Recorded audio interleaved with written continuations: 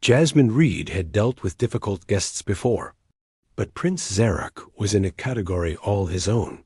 She stood in the grand atrium of Celestial Haven, the most exclusive resort station orbiting the pleasure moon of Thalia 9, watching as the Velthian royal's ship docked with all the subtlety of a supernova.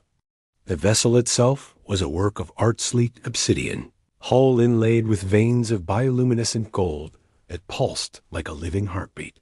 It was the kind of ship that screamed wealth, power, and an ego to match.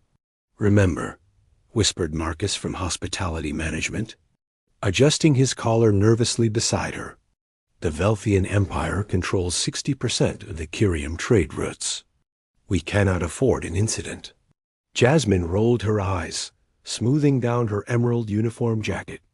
"You mean I cannot afford an incident, since I'm the one who has to deal with His Royal Highness?" "You're our best hospitality coordinator," Marcus said, though his tone suggested he was really saying you're the only one willing to do this. "Just keep him happy."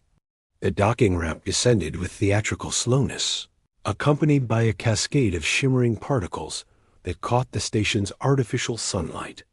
Jasmine had to admit it was impressive. Even if it was obnoxiously over the dash top dot, then Prince Zarek appeared, and despite herself, Jasmine's breath caught. He was tall, easily 7 feet, with skin the color of deep twilight, a rich purple-blue that seemed to shimmer with an inner luminescence. His hair was white silver, flowing past his shoulders in a way that should have looked feminine, but instead radiated raw power. His eyes were the most striking feature, triple-irised in shades of violet, silver, and gold. They seemed to see everything and dismiss most of it as beneath his notice. He wore robes of midnight blue silk that probably cost more than Jasmine's annual salary, with a high collar that emphasized his angular features. Every movement was precise, calculated, and absolutely dripping with aristocratic disdain. "Adequate," he announced, his voice carrying across the atrium despite its moderate volume. It had a melodic quality, like a cello played in a minor key. "Though I expected something more, impressive." Jasmine stepped forward, plastering on her professional smile. "Your Highness, welcome to Celestial Haven. I'm Jasmine Reed, your personal hospitality coordinator." "We're honored to. Are you?" He descended the ramp with liquid grace, moving far too quickly for someone in such elaborate clothing. Before Jasmine could react, he was right in front of her, invading her personal space with casual disregard. "You seem quite ordinary for someone tasked with my care." Up close, she could see the intricate patterns tattooed into his skin, swirling constellations that moved and shifted like living galaxies. His scent was strange, but not unpleasant, like ozone and midnight jasmine. "I assure you, Your Highness."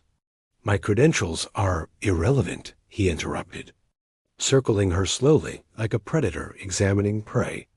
"What matters is whether you can meet my standards, which, historically, no one has." Jasmine's smile tightened. "I'm sure we'll manage. If you'll follow me, I'll show you to your suite. Will you?" One long finger reached out, prodding her shoulder as if testing whether she was real. "And what makes you think I'm interested in following a human anywhere?" The finger poked again, more insistent this time. Then again, each poke accompanied by another casual insult about the station, her species, or her profession. Jasmine's professional composure was cracking like ice on a warming lake. "Your suite," she said through gritted teeth, "has been prepared exactly to your specifications. Gravity adjusted to Velthian standard. Atmosphere composition modified. Temperature calibrated." "I doubt that very much." Poke. "Humans rarely understand nuance." Poke. "You're such a young species." Poke. "Barely out of your planetary cradle.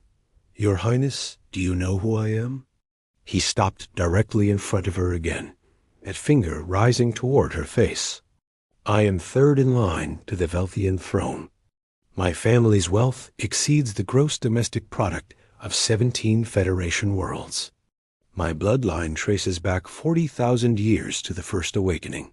The finger pressed against her forehead, pushing slightly. And you are a hospitality coordinator on a tourist station. Something inside Jasmine snapped Dot in one fluid motion. She grabbed his wrist, pulled his hand toward her face, and bit down on his index finger. Not hard enough to break skin. She wasn't completely insane, but definitely hard. Enough to make a point. The effect was instantaneous.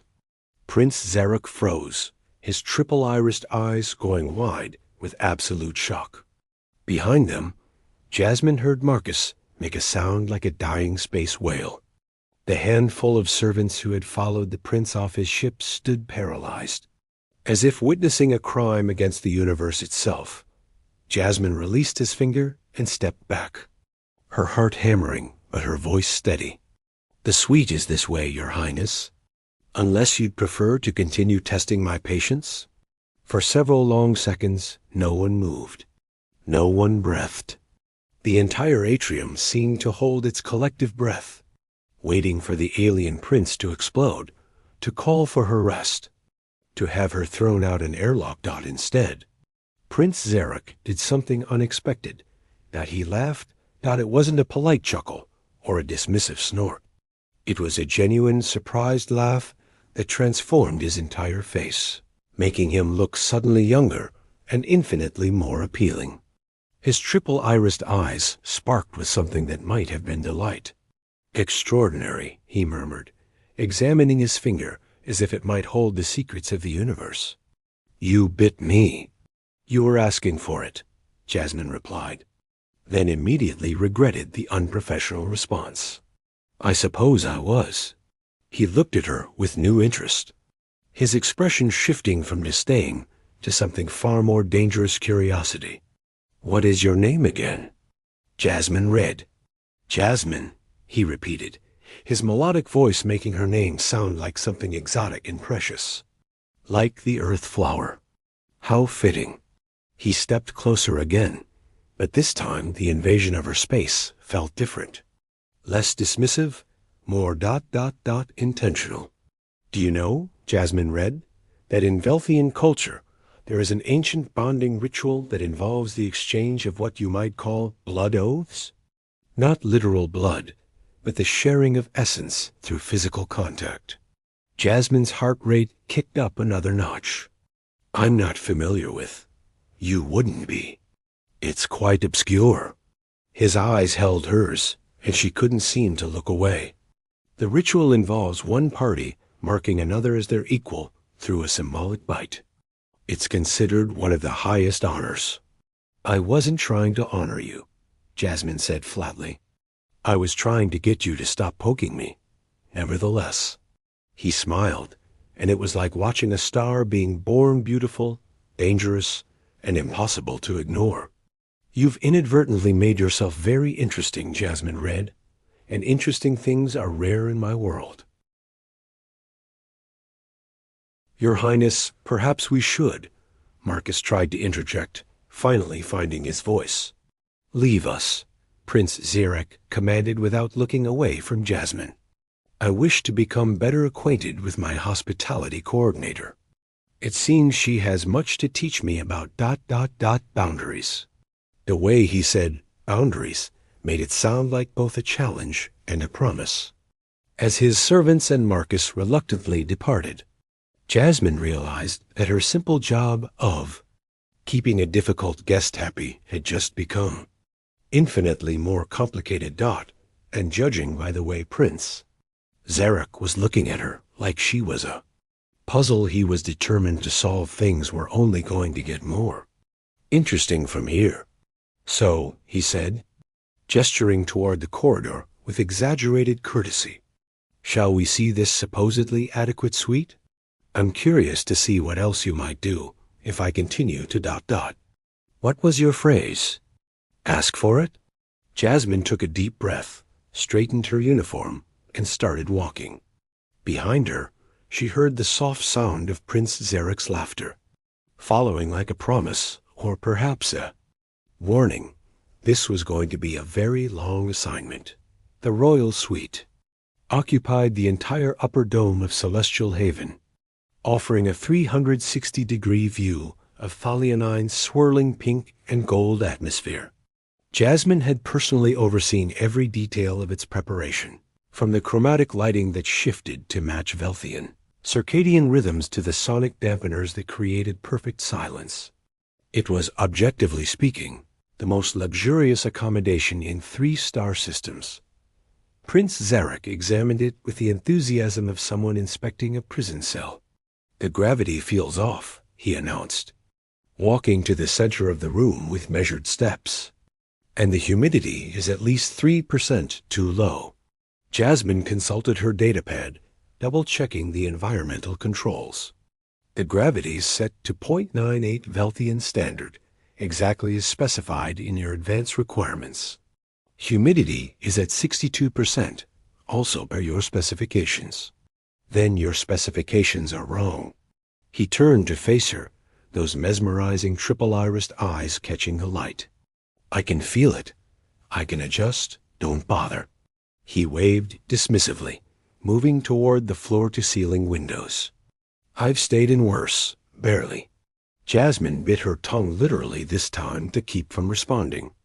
The suite represented 3 weeks of preparation and probably violated half a dozen station regulations regarding resource allocation. Marcus had called in favors from 5 departments to make it perfect. "If there's nothing else, Your Highness, I'll leave you to settle in. The welcome reception begins at stay." It wasn't a request.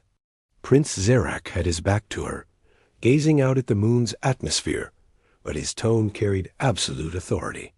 The kind of voice that expected obedience without question. "I have other duties," Jasmine began, "which can wait." He turned, and there was something calculating in his expression. "You bit me, Jasmine Reed. That makes you responsible for the consequences." Her stomach tightened. Consequences? In Velthian culture, such an action creates a bond. A temporary one, admittedly, but a bond nonetheless. Until it's properly dissolved, which requires a formal ceremony, you are, technically, my keeper. Your keeper, Jasmine repeated flatly. Guardian, protector, companion. He moved closer, each step deliberate. The terms translate poorly into standard. The essence is that you've claimed responsibility for my well-being through your aggressive act. That's ridiculous. I was defending my personal space, not claiming anything. Intent is irrelevant. Another step. Action is what matters. And your action, however unintentional, has bound us together according to laws that predate your species' discovery of fire. Jasmine stood her ground, even as he entered what most humans would consider intimate distance.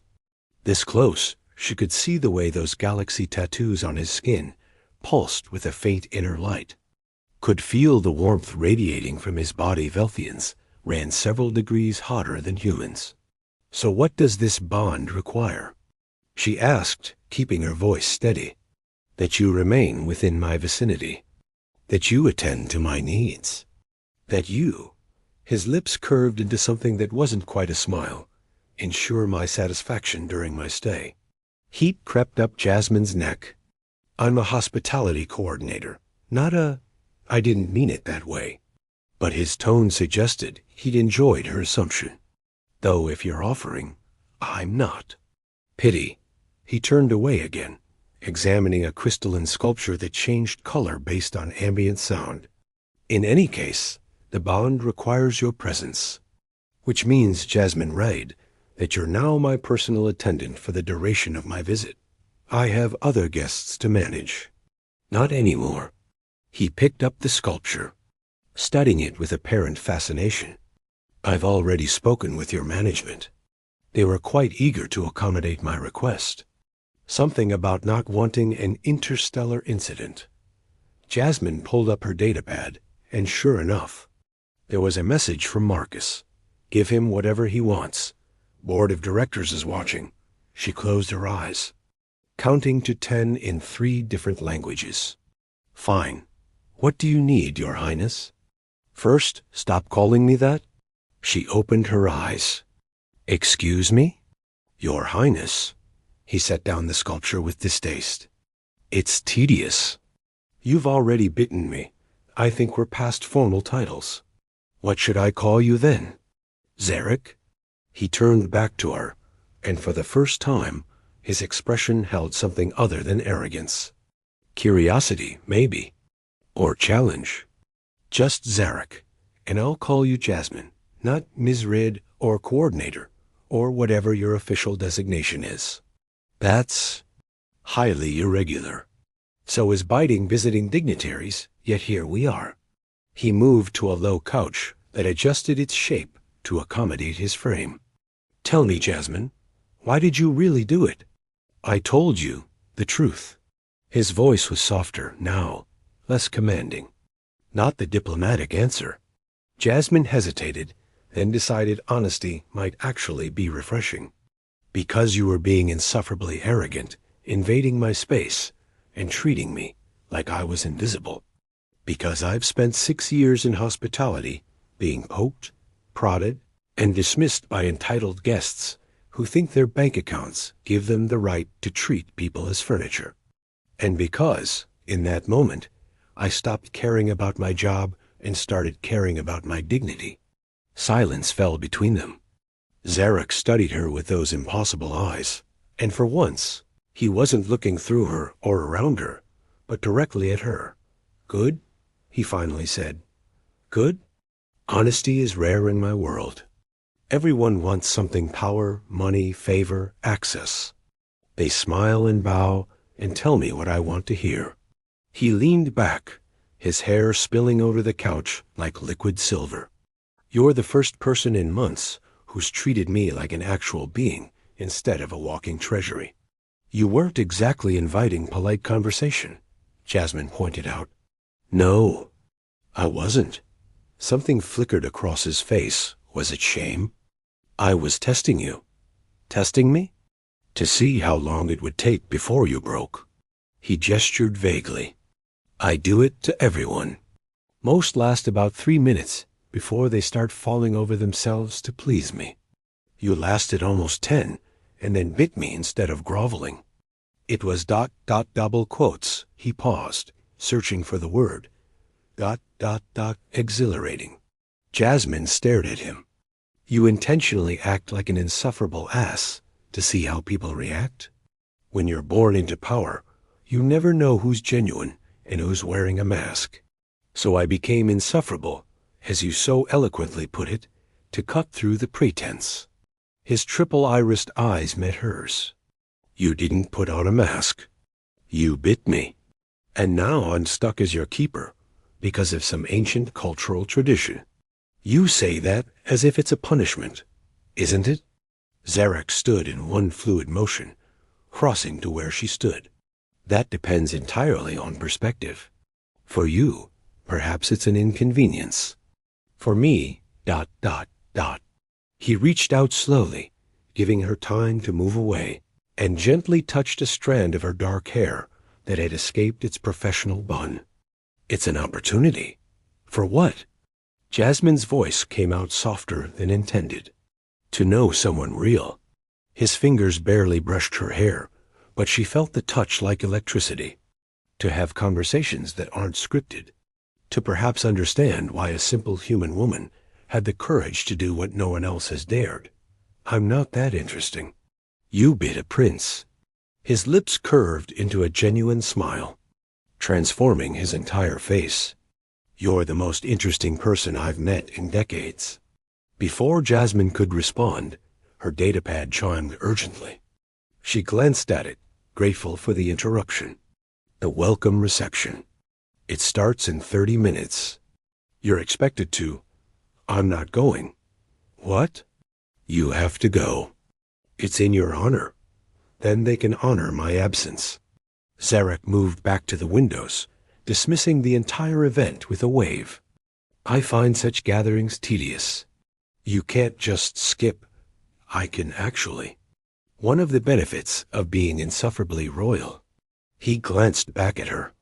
Besides, I'd rather spend the evening here, getting to know my keeper. Jasmine's mind raced through the political implications. Marcus would have a stroke. The Velthian delegation would be insulted. The other dignitaries who traveled here specifically to meet the prince would be furious. "Please," she said, and watched his eyebrows rise at the word. "This reception is important. People have traveled light years to attend.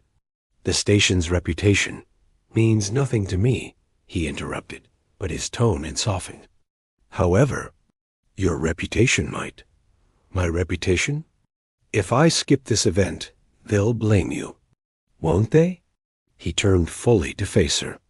"Your management will say you failed to convince me, failed in your duties as my keeper." "Probably," Jasmine admitted. Zarek was silent for a long moment, studying her face. Then he sighed, the sound somehow both royal and resigned. "Very well. I'll attend your tedious reception, but on one condition, which is, you accompany me, not as my coordinator, but as my guest." He held up a hand to forestall her protest. "The bond requires it anyway, and perhaps having someone real beside me will make the evening bearable. I'm not dressed for. You look perfect." The compliment was delivered so matter-of-factly that it took a moment to register. "Emerald suits you. Brings out the gold flecks in your eyes." Jasmine blinked. "I don't have gold flecks in my eyes." "You do. They're faint, but they're there. I notice details, Jasmine. It's both my gift and my curse." He extended his hand toward her, palm up, a gesture that seemed almost vulnerable. "Shall we face the tedium together?" She looked at his hand, then at his face. The arrogance was still there, woven into every line and angle, but underneath it she glimpsed something else.